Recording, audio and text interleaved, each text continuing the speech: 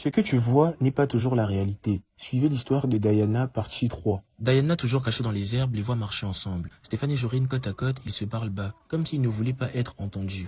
Elle décide de les suivre tout en restant à distance. Elle remarque que les deux jeunes discutent beaucoup. Tout ce qu'elle veut, c'est entendre ce qu'ils se disent. Mais elle ne peut pas s'approcher plus que ça. Et c'est là que Stéphane et Jorine se séparent après avoir longuement discuté. Diana rentre chez elle également, très frustrée. Elle ne comprend pas ce qui se passe. Elle a l'impression de rêver. Le soir, elle n'arrive pas à dormir. Qui est ce Stéphane dont elle attend l'enfant? Que va-t-elle devenir? Elle est enceinte d'un homme qu'elle ne connaît pas réellement. Le lendemain, elle retourne à l'école toujours aussi triste. Et là, elle voit Jorine arriver. Elle court vers elle et lui dit « Jorine, pourquoi vous m'avez fait vivre ça? Dis-moi la vérité. Qui est réellement Stéphane ?» Jorine, ne sachant pas que Diana l'avait vu la veille avec Stéphane, ment. « Mais de quoi tu parles? Je ne sais pas. Moi, je ne le connais pas vraiment, c'est un collègue de classe. » Dit Jorine. Diana répond « Arrête de mentir. Tu sais très bien que ce n'est pas vrai. Avant le jour de la fête organisée chez moi, je ne l'avais jamais vu à l'école. Et là, il est porté disparu, et hier, je vous ai vu ensemble. » Jorine répond tout simplement « Je ne sais pas de quoi tu parles. » Puis part sans rien dire. Diana n'a plus les mots. Elle n'en peut plus de vivre comme ça. Elle quitte l'école avant la fin des cours et s'effondre dans sa chambre. Sa maman l'entend pleurer et vient dans la chambre et lui dit « Diana, pourquoi tu pleures ?» Diana répond « Maman, je suis foutue, j'ai gâché mon avenir. Je pensais bien faire, mais j'ai commencé à complexer la vie des autres. Et regarde-moi aujourd'hui, je vais me faire renvoyer de l'école à cause d'une grossesse.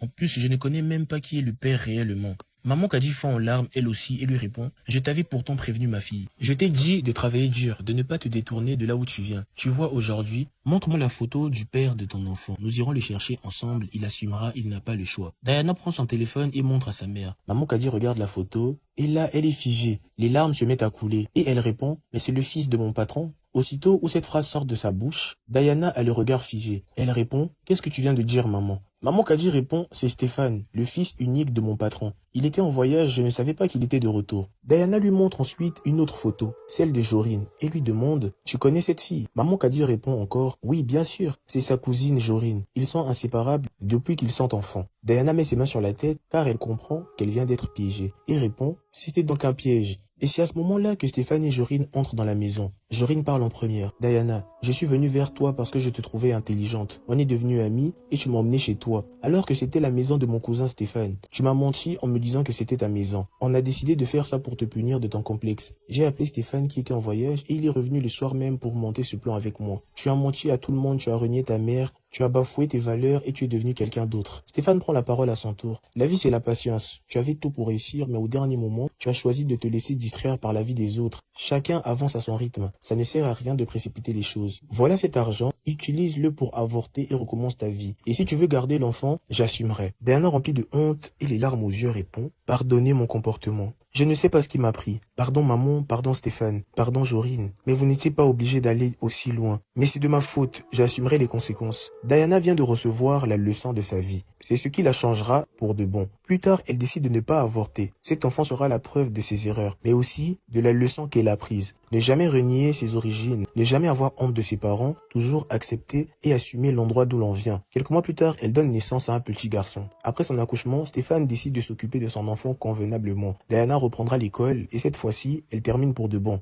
Ainsi se termine notre histoire. J'espère que j'ai pu vous apporter quelque chose de nouveau. Rendez-vous ce soir pour une nouvelle histoire.